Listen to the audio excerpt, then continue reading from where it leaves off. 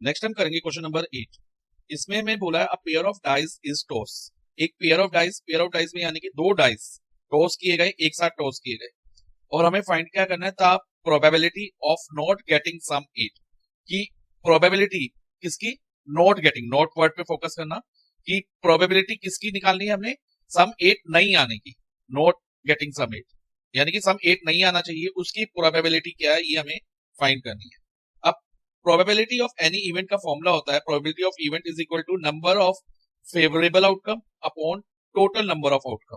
अब इस केस में जब दो डाइस एक साथ थ्रो करते हैं ना तो टोटल 36 आउटकम्स होती हैं। वो कैसे होते हैं बच्चा, जैसे कि फर्स्ट डाइस में 1 आए और सेकंड डाइस में भी 1 आए तो 1 1 हो गई। फर्स्ट डाइस पे 1, सेकंड डाइस पे 2, 1 2, फिर 1 3, फर्स्ट और सेकंड डाइस की मैं बात कर रहा हूं, देन 1 4, फर्स्ट डाइस पे 1, सेकंड डाइस पे 4, देन 1 5 1 6, तो एक लाइन ये हो गई, 6 आउटकम्स ये हो गए। देन 2 1 2 2 2 3 2 4 2 5 2 6, इस पैटर्न में हम नंबर्स को लिख लेंगे 6 by 6 की ग्रिड में, जैसे 3 1 3 2 3 3 3 4 3 5 3 6, यानी कि फर्स्ट डाइस पे 3, सेकंड डाइस पे 6 हो गया। इसी तरह से 4 1, फर्स्ट डाइस पे 4, सेकंड डाइस पे 1, 4 2 4 3 4 4 4 5 4 6, जो पहला वाला नंबर हो रहा है हर उसमें इवेंट पे वो फर्स्ट डाइस का, सेकंड नंबर सेकंड डाइस का। देन 5 1 5 2 5 3 5 4 5 5 5 6, और फाइनली लास्ट लाइन में 6 1, फर्स्ट डाइस पे 6, सेकंड डाइस पे 1, 6 2 6 3 6 4 6 5 6 6 1।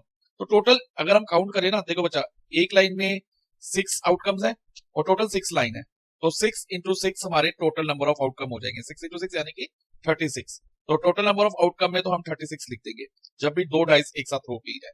अब बच्चा सम ऑफ नॉट गेटिंग 8। अब नॉट गेटिंग 8 के लिए पहले हम देखते हैं कि किस किस में सम 8 आ रहा है।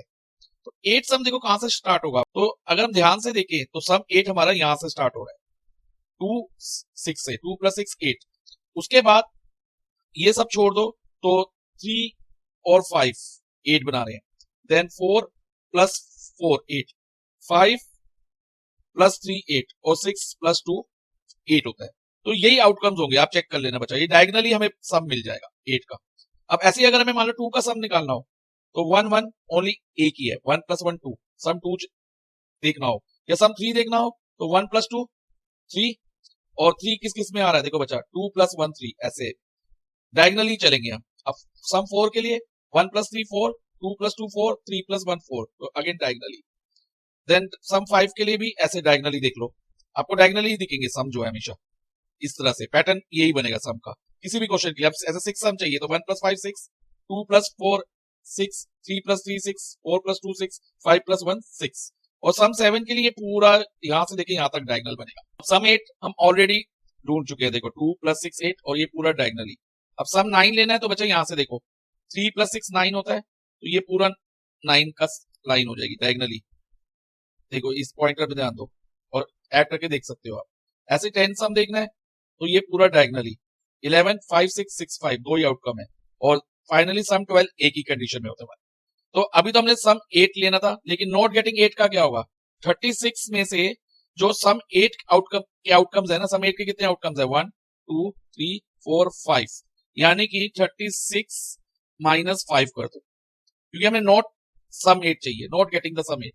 सम 8 5 केसेस में आ रहा है, 5 आउटकम्स आ रहे हैं, तो 36 - 5 31 जो है चांसेस है कि नॉट गेटिंग सम 8 आए, कि उन डाइस में सम 8 ना आए, तो ऐसे 31 केसेस है। तो नंबर ऑफ फेवरेबल आउटकम हमारे 31 होंगे।